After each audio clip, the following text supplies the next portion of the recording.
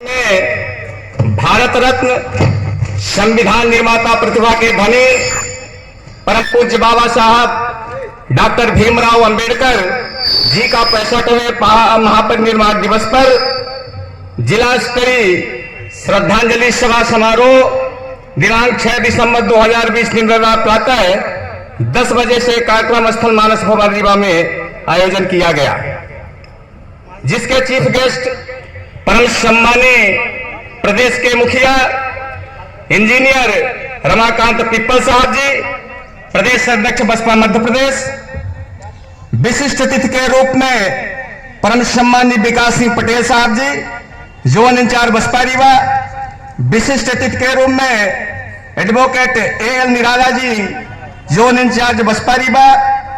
चाहे राजनीति हो या समाज, ऐसे ईमानदार नेता समाज में खुशहाली लाते हैं। झूठे दिखावटी बनावटी बहाने बनाने वाले नेता समाज में बदहाली लाते हैं। आदरणीय हमारे बाबा साहब जी का यह कथन था। ऐसे महापुरुष जिन्होंने इस समाज के लिए अपनी शहादत, कुर्बानी, उपेक्षा, तिरस्कार, अपमान सहकर इस काम तक को पहुंचाने में अपने प्राणों एवं खूनों की आहुति दे दी, जो इनके मिशन के साथ गद्दारी करता है या किया है, ढेर सारे आप सबके पास उदाहरण हैं। इन तमाम सही महापुरुषों का श्राप और बद्दुआ लगता है। आप सब जानते हैं कि उदाहरण के तौर पर या इसी धरती से चला गया है या जो रहा भी है तो आज तक उसको किसी पद पर आसीन नहीं हो पाया। या बहुजन समाजवादी पार्टी या बहुजन समाज पार्टी नेता पैदा करने की फैक्ट्री है। एक जैसा शहर है आप सबके सामने, जिनके खून में बसपा है वो बिक नहीं सकते और जिनके खून में मिलावट है वो कभी टिक नहीं सकते।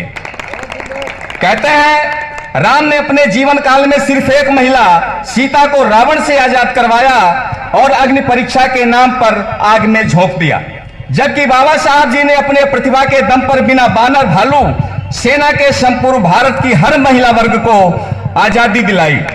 शूद्र को संपत्ति रखने का आंदोलन किसी लक्ष्मी देवी ने नहीं चलाया। शूद्र को पढ़ने लिखने का अधिकार आंदोलन किसी सरस्वती देवी ने नहीं चलाया। शूद्र को अच्छे भोजन का आंदोलन किसी अन्नपूर्णा देवी ने नहीं चलाया। अगर ये तीनों देवियां थीं तो हमारे देश के हर वर्ग की महिलाएं अशिक्षित, अनपढ़, आर्थिक तंगे, भूखे प्यासे, अधिकांशतः जीवन क्यों भावग्रस्त जीवन जी रही हैं, ये सवाल उठता है। तो फिर धर्म के नाम पर धंधा बनाकर 33 करोड़ देवी देवताओं के नाम पर पूजा पाठ, आरती, नमन, हवन का क्या मतलब हुआ? 33 करोड़ के असली सलाम का हक सिर्फ और सिर्फ हमारे परम पूज्य बाबा साहब को जाता है। आदरणीय साथियों, जिन्होंने संपूर्ण समाज की महिलाओं को, दीनहीन को सम्मानजनक पूर्वक जीवन जीने का अधिकार दिया। एक युग वो था, जैसा कि आप सबको विदित है, कि राम युग में हमारे समाज के लोगों को अच्छा कपड़ा, मकान, यहां तक कि खटिया में बैठने नहीं दिया जाता था। लेकिन हमारे भीम युग में अच्छा भोजन, कपड़ा, मकान, कोट पैंट टाई लगाकर कार, हवाई जहाज एवं सोफा सेट में बैठने का हमारे बाबा साहब जी ने अधिकार दिए। एक शहर है आपके सामने, कल पीने को पानी नहीं था, आज हर घर में फ्रिज का पानी है। कल खाने को सूखी रोटी नहीं थी, आज हर घर में बिरयानी है। कल रहने को टूटी झोपड़ी नहीं थी, आज देखो महलों की जिंदगानी है। यह सब किसी देवी देवता की देन नहीं है यारो, यह सब हमारे संत महापुरुषों की मेहरबानी। आदरणीय साथियों, बाबा साहब के बारे में ये 2 मिनट 3 मिनट के लिए उनके बारे में क्या बताऊं क्या न बताऊं, लेकिन आप सब जानते हैं कि बाबा साहब ने जीवन में अंतिम पड़ाव पर खेद व्यक्त किया था। 18 मार्च 1956 में आगरा के रामलीला के मैदान में उन्होंने अपना दुख व्यक्त करते हुए बोला था कि मुझे पढ़े लिखे लोगों ने धोखा दिया। मैंने समझा था कि लोग पढ़ लिख कर नौकरी कर एवं शिक्षित होकर अपने समाज के हक और अधिकार के लिए लड़ेंगे, समाज का नेतृत्व करेंगे। लेकिन हमारे दिए हुए आरक्षण के दम पर हजारों लाखों की तादाद में अधिकारी कर्मचारी हैं, लेकिन वे सभी टीबी और बीबी तक सीमित है। बाबा साहब का कथन था। उन्होंने कहा था कि अनपढ़ या कम पढ़े लिखे लोगों को किसी भी बात पर या मुद्दों पर एक करना या समझाना आसान है, लेकिन पढ़े लिखे लोगों को संगठित करना मेढक को तराजू में तौलने के समान है। जब दूसरे को तराजू में डालते हैं तब तक पहला कूदकर भाग जाता है, क्योंकि यह बहुजन समाज के मेढक जैसी प्रवृत्ति मिलती जुलती है। चूंकि प्रत्येक पढ़ा लिखा नौकरी पेशा व्यक्ति अपने आप को हर बात पर एक दूसरे की बात को कतई मानने को तैयार नहीं, जिसका परिणाम आज बहुजन समाज के संगठन को देखकर पता चलता है। यह सब ऐसे ही लोगों की देन है, वजह है। जैसे कहावत है, मुझे अपनों ने लूटा, गैरों में कहां दम था, किश्ती वहां डूबी जहां यारों पानी कम था। झाड़ू जनता के सूत्र में मैं संगठन के सभी पदाधिकारियों से, जो भी संगठन के छोटे मोटे दल बना के रखे हैं, मैं उनसे एक निवेदन करना चाहता हूं मंच के माध्यम से।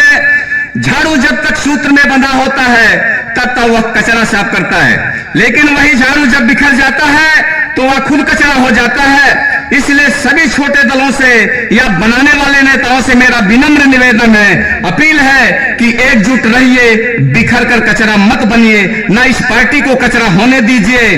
वह दिन दूर नहीं कि मुंह में मटकी और पीठ में झाड़ू जैसी स्थिति की पुनरावृत्ति आप सब लोग मिलकर के ना करें। और हमारे परम पूज्य बाबा साहब जी ने के दिए हुए सूत्र को, शिक्षित बनो, संगठित रहो और अपने हक और अधिकार के लिए निरंतर संघर्ष करो, ऐसे प्रतिभा के धनी सिंबल ऑफ नॉलेज का, जिन्होंने अंतिम और आखिरी ख्वाहिश द बुद्ध एंड हिज धम्म को पूरा करने के 3 दिन बाद 6 दिसंबर 1956 को ऐसे हमारे प्रतिभा के धनी का दुखद निधन हो गया बंधुओं। और बौद्ध धर्म के रीति रिवाज के अनुसार अंतिम संस्कार नई दिल्ली भारत समाधि स्थल चैत्यभूमि मुंबई महाराष्ट्र में किया गया। और उसी दिन बसपा सिपरूमो बहन मायावती जो आयरन लेडी जी हैं, उनका 15 जनवरी 1965 के दिन उनका जन्म होता है। यानी उसी सन में बहुजन समाज को चलाने का बाबा साहब जी ने जैसे बहन जी को ऐसा आत्मीयता का संदेश दिया हो, मिला हो। आदरणीय साथियों, बहुत चंद समय में बहुत अपनी जल्दी बात समाप्त करता हूं। आए वक्त मेरा एक काम कर दे, पिछला दौर फिर मेरे नाम कर दे, अगर ना हो अंबेडकर फिर से पैदा तो हर गांव में एक काशीराम पैदा कर दे। इसी शब्दों के साथ पुनः सभी अतिथियों एवं हाल में विराजमान सभी बहुजन शुभचिंतकों को हृदय एवं बड़े आत्मीयता के साथ जय भीम, नमो बुद्धाय, जय काशीराम साहब। बहुत बहुत धन्यवाद अध्यक्ष जी। कार्यक्रम की